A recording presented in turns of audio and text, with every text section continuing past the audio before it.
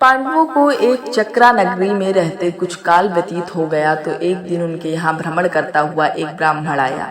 पांडवों ने उसका यथोचित सत्कार करके पूछा, देव, आपका आगमन कहाँ से हो रहा है? ब्राह्मण ने उत्तर दिया, मैं महाराज द्रुपद की नगरी पांचाल से आ रहा हूँ। वहाँ पर द्रुपद की कन्या द्रौपदी के स्वयंवर के लिए अनेक देशों के राजा महाराजा पधारे हुए हैं।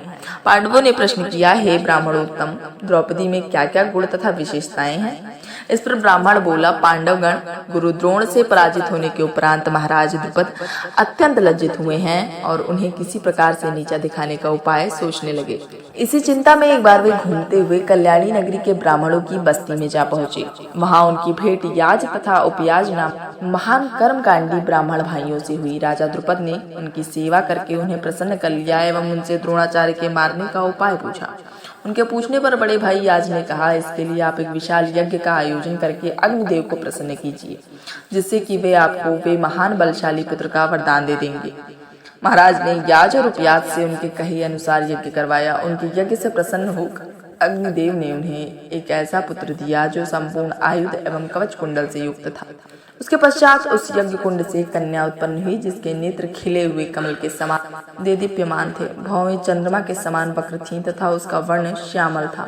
उसके उत्पन्न होते ही एक आकाशवाणी हुई कि इस बालिका का जन्म क्षत्रियों के संहार और कौरवों के विनाश के हेतु हुआ है। बालक का नाम धृष्टद्युम्न एवं बालिका का नाम कृष्णा रखा गया।